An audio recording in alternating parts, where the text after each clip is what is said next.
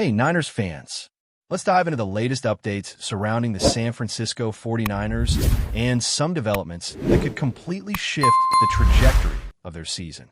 The biggest news, without a doubt, revolves around George Kittle, the tight end powerhouse, who has been sidelined since the first week due to a hamstring injury, is expected to return to practice this Wednesday. If all goes according to plan, he could suit up for Sunday Night Football against the Atlanta Falcons in Week 7. This matchup, which many initially overlooked, has now taken on enormous significance within the NFC, especially after the Falcons stunned the Buffalo Bills with a decisive victory. That win not only elevates Atlanta's momentum, but also adds another layer of intensity to this upcoming clash, turning it into a must-watch showdown that could carry major playoff implications. Kittle hasn't played since Week 1, but his impact was immediately noticeable in that opening game against Seattle. In just 21 snaps, he hauled in 4 catches for 25 yards and even scored a red zone touchdown before a hamstring injury sidelined him. That brief glimpse was enough to remind everyone of what the Niners' offense has been missing. Having him back on the field would instantly make the offense more dynamic and unpredictable. Beyond his contributions as a receiving threat, Kittle is an exceptional blocker, and his presence significantly enhances the efficiency of the run game. Last season, when he was active on the field, the team averaged 4.79 yards per carry. Without him, that number dropped to 4.39. More strikingly, the team scored 16 rushing touchdowns with Kittle playing versus just 1 without him. His versatility as an inline tight end, whether lining up next to Colt McKivitz or Trent Williams, moving in motion, or even executing a chip block before releasing into a route, gives the Niners' offense multiple layers of complexity that defenses simply cannot ignore. He is the kind of player who opens up options for whichever quarterback is under center, offering both a security blanket and an added weapon in critical moments.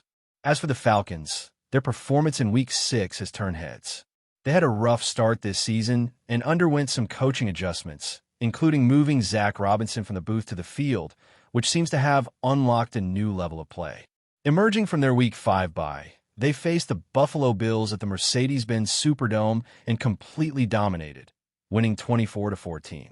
Their offense, long loaded with weapons, is finally clicking. Drake London, the wide receiver, was phenomenal with 10 catches for 158 yards and a touchdown, while Bijan Robinson ran for 170 yards on 19 carries, scoring another touchdown. Michael Penix, the quarterback, looked reminiscent of his best days, throwing for 250 yards and a touchdown with precision. The Falcons now pose a significant challenge for the Niners, who will be without Fred Warner and potentially other key defensive contributors. George Kittle's return could not be more timely. Not only will he be a major threat in the passing game, but he will also bolster the running game. Christian McCaffrey's effectiveness is directly influenced by Kittle's presence. With Kittle in the lineup, McCaffrey can generate more yards before contact, reducing the frequency of losses in the backfield.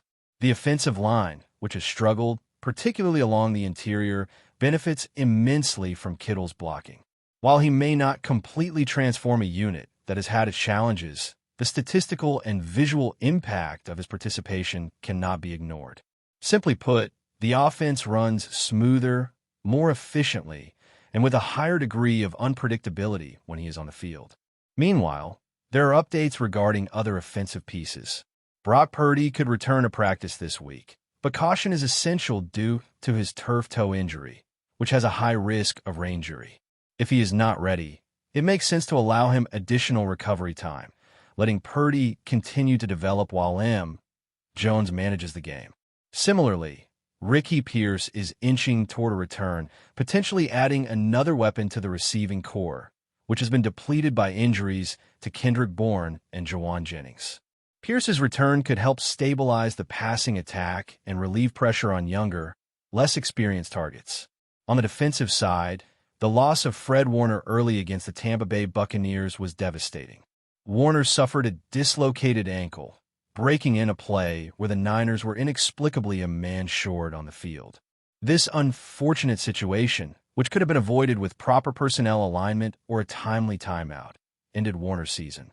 His absence is monumental, as he is a cornerstone of the defense, orchestrating assignments and providing elite coverage and tackling.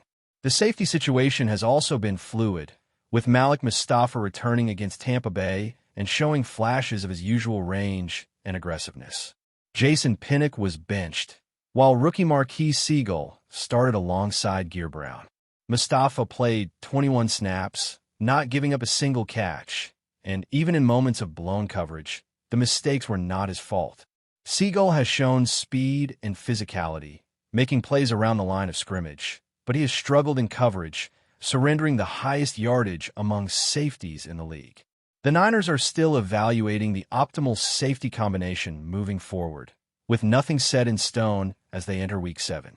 Despite these injuries and challenges, the NFC remains wide open. The top teams are tightly clustered, separated by a mere couple of games in the win column, and the 49ers, currently 4-2, remain very much in contention. They have proven they can compete at a high level, even with key players sidelined, and if the team were to acquire a pass rusher, they could realistically challenge any NFC opponent in a do-or-die situation. The coaching staff and roster have demonstrated resilience and adaptability, giving the Niners a legitimate shot to build momentum and potentially make a deep playoff run. The combination of returning talent like George Kittle, emerging players stepping up in critical roles, and the strategic guidance of the coaching staff sets the stage for an exciting stretch of games, where every matchup has significant implications for playoff positioning and long-term development. The schedule ahead, particularly the Sunday night football game against the Falcons, has suddenly taken on enormous weight.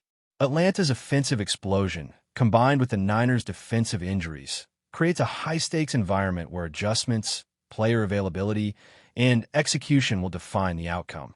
Watching Kittle back on the field, seeing how Purdy and Pierce integrate, and monitoring the defensive alignments will be fascinating.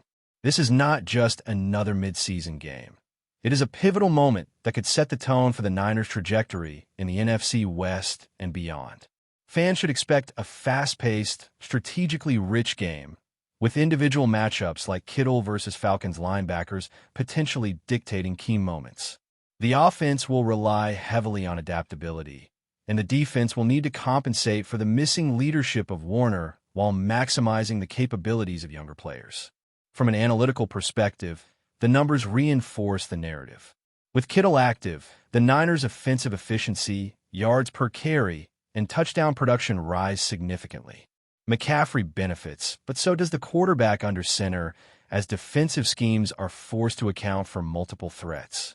The Falcons, with their high-powered offense led by Robinson, London, and Bijan Robinson, present a challenge, but the Niners have shown an ability to adjust mid-game and leverage personnel creatively. This combination of strategic planning, returning star power, and opportunistic young players makes this a compelling matchup and sets up a scenario where San Francisco can assert itself despite adversity. Now, shifting the focus to the defense. This is where the 49ers face their toughest challenges as they head into Week 7. Losing Fred Warner for the season is a monumental blow. He isn't just a linebacker. He is the heartbeat of the defense, the player who keeps the entire unit organized and communicates adjustments pre-snap. Without him, the Niners have had to shuffle personnel and trust younger players in high-pressure situations. Malik Mustafa's return against Tampa Bay offered some stability, showing flashes of his speed and instincts.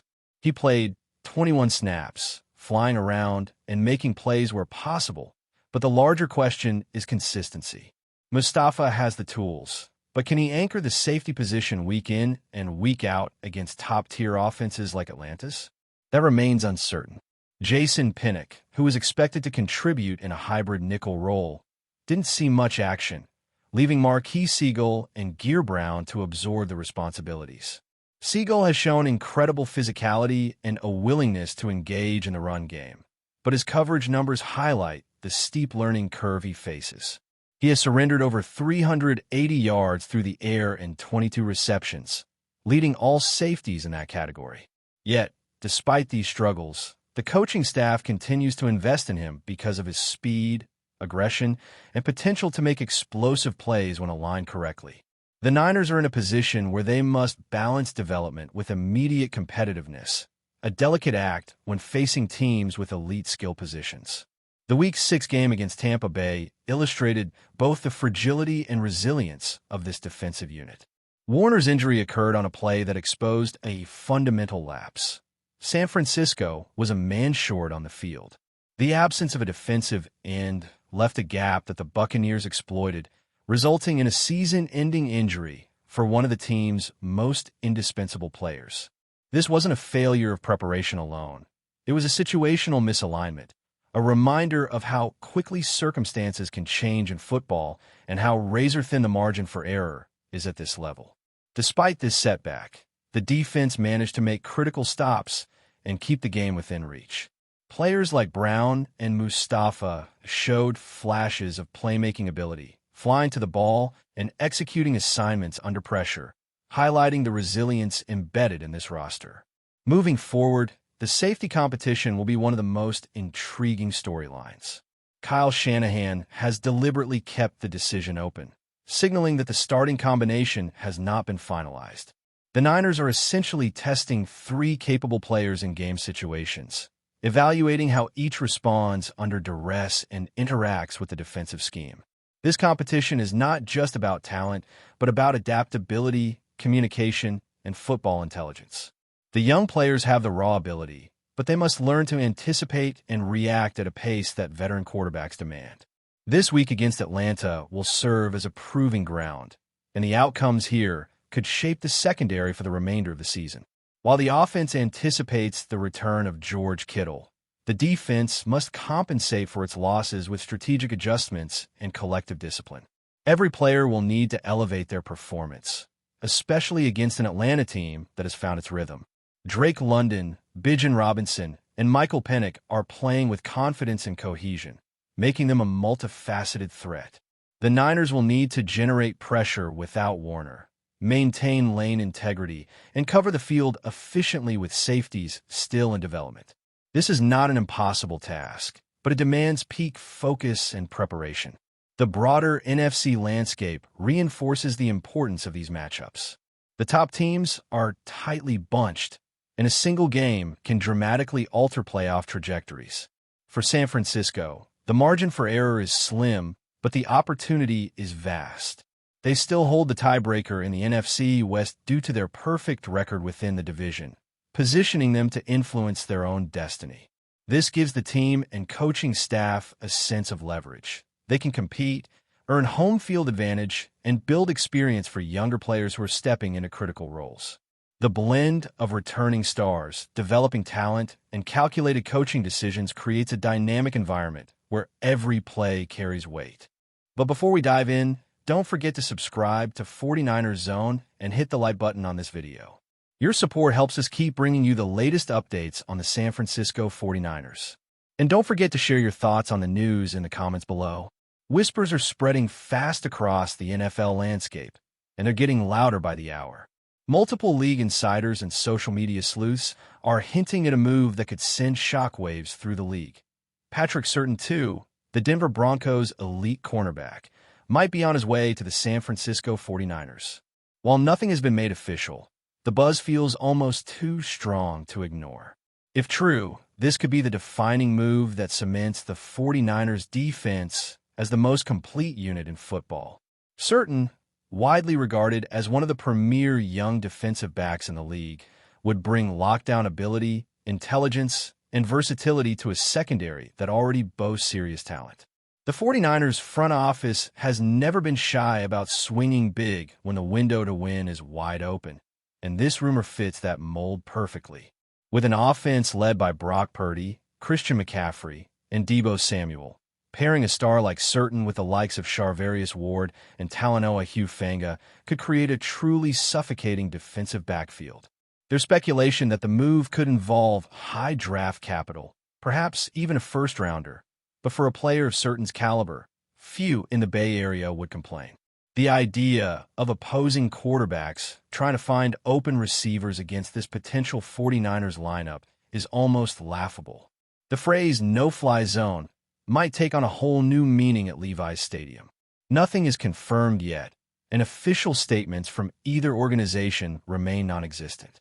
Still, Fans are already flooding online forums and talk shows with mock lineups and predictions, imagining Surtain donning that classic red and gold.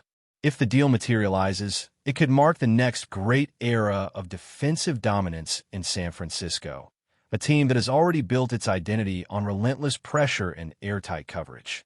That's it for this update. If you enjoyed the video and want to keep receiving exclusive news about the San Francisco 49ers, make sure to subscribe to 49ers Zone and give this video a like. We always look forward to hearing your comments and opinions. See you in the next video.